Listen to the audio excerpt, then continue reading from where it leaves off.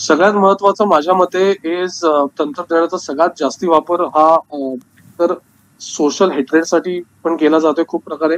एकतर माझ्या मते की तुम्ही कुठलाही सोशल मीडिया वापरताना किंवा गेमिंग सुद्धा, ऑनलाईन गेमिंगवर सुद्धा तुम्ही जर का गेलात तर एकमेकांशी बोलताना असा एक द्वेष, एक निगेटिव्हिटी बाहेर येत असते. तर माझ्या मते तो एक भान ठेवून आपण विचार केला पाहिजे की ह्या आपल्याला काय प्रकारचे विचार या समाज माध्यमांवर किंवा सोशल मीडिया गेम्सवर वापरायचे आहेत.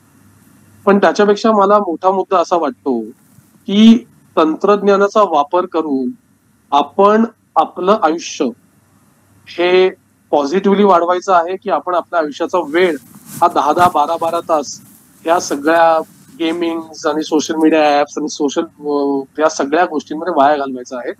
याचा प्रत्येकाने आपण स्वतः विचार केला पाहिजे. कारण की अनफॉर्च्युनेटली मी तुम्हाला सांगतो म्हणजे याचा पूर्णपणे ओनस हा समाजावर किंवा लोकांवर टाकता येणार नाही. याचं कारण असं आहे की ह्या सगळ्या ज्या सोशल मीडिया कंपनीज आहेत किंवा सगळे जे सोशल गेमिंग ऍप आहेत हे डोपामिन ड्रिव्हन अल्गोरिदमने बनवले जातात. म्हणजे त्यांचा पूर्ण युजर एक्सपिरियन्स हा अशा प्रकारे तयार केला जातो की तुम्हाला सतत सतत पुन्हा पुन्हा पुन्हा पुन्हा येऊन ते सोशल मीडिया गेम्स किंवा सोशल मीडिया ऍप्स तुम्हाला वापरायची आतून इच्छा होते.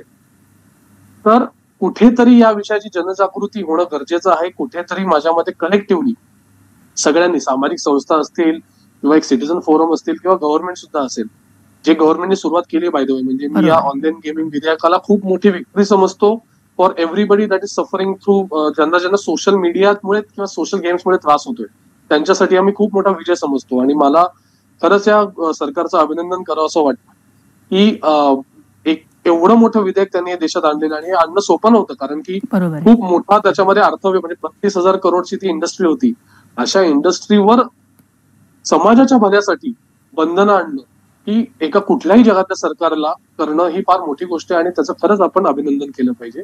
तर ज्या प्रकारे सरकारने हे विधेयक आणून कुठेतरी लोकांना तंत्रज्ञानाचा वापर बऱ्यापैकी चांगल्यासाठी करण्यासाठी प्रोत्साहित करतायत, तशाच पद्धतीने बाकीच्या सामाजिक संस्थांनी सुद्धा किंवा बाकीच्या सगळ्या सिटीझन्स फोरमनी एकत्र येऊन या सोशल मीडिया ऍप्सला किंवा या तंत्रज्ञानाला कसं पॉझिटिव्हली वापरता येईल याचा आपण विचार केला पाहिजे.